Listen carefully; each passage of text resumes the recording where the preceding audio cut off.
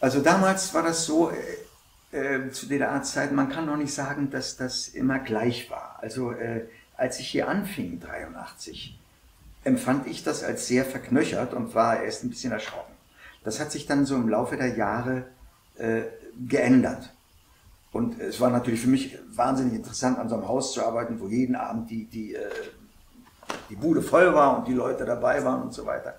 Und das ging dann bis zum Jahre 83. Da war der Chef des Theaters krank und der Parteisekretär merkwürdigerweise und gleichzeitig Dramaturg, der hat mit drei wunderbaren Autoren, Ristock, Geier und Rascher, die haben ein Programm geschrieben, das hieß Keine Mündigkeit vorschützen. Das war also in dieser Perestroika-Zeit schon, wo es, und dieses Stück, es ging um die Mündigkeit des DDR-Bürgers. Und der Witz bei dieser Angelegenheit war, das sozialistische Ideal besucht die DDR und vergleicht sich jetzt mit der Realität.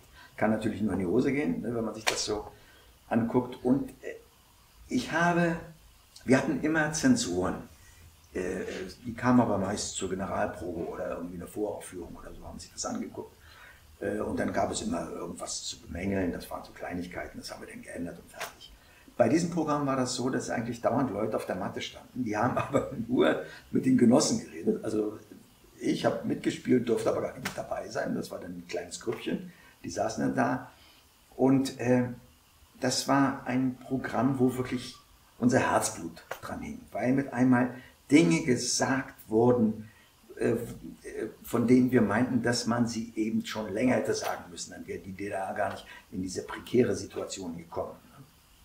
Und das endete dann damit, dass am Tag der Generalproben sind bei uns öffentlich gewesen, kam eine Riesenblase von Funktionären, die man sonst noch nie gesehen hatte, kamen in unser Foyer, wir saßen dann da, so wie die Büßer auf dem Dings, und dann wurde richtig vom Leder gezogen, es wäre Konterrevolution und so und das. Ne?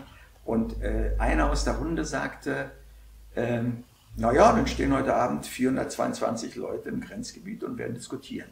Das heißt also, Friedrichstraße, hier gegenüber war der Tränenpalast, also das war für die DDR Grenzgebiet schon. Und das war natürlich etwas, was man gar nicht gerne hatte, weil das natürlich auch Aufmerksamkeit bei Journalisten und so weiter, also westlichen Journalisten, erzeugt hätte. Und wir waren ja toll und wir waren ruhig und alles schön und sowas wollte man nicht. Ne?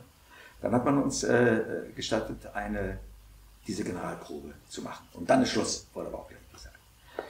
Und dann sind wir am Nachmittag unglaublich aktiv geworden und haben an alle möglichen, also an den Staatsratsvorsitzenden, an den Bürgermeister, an den Kulturminister und haben Leute eingeladen, von denen wir uns Hilfe versprochen hatten. Minetti und so, das war damals der Chef des Theaterverbandes und so. Und die Bude war abends rappelvoll. Und ich muss ehrlich sagen, wenn ich mich daran erinnere, ich habe noch nie so eine Vorstellung erlebt.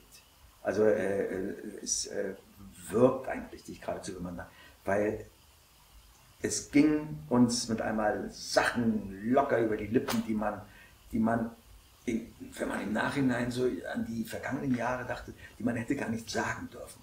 Und es war so wunderbar. Die Leute haben so unglaublich reagiert. Also es war so eine Hoffnung da drin. Ne? Und dann auch die Hoffnung danach, das können sie nicht verbieten. Da sind zwar gleich Stasi-Leute nach oben gegangen, weil unser Techniker hat Mitschnitt gemacht und haben den sofort einkassiert. Aber er hatte 2 gemacht, also wir hatten dann immer noch einen.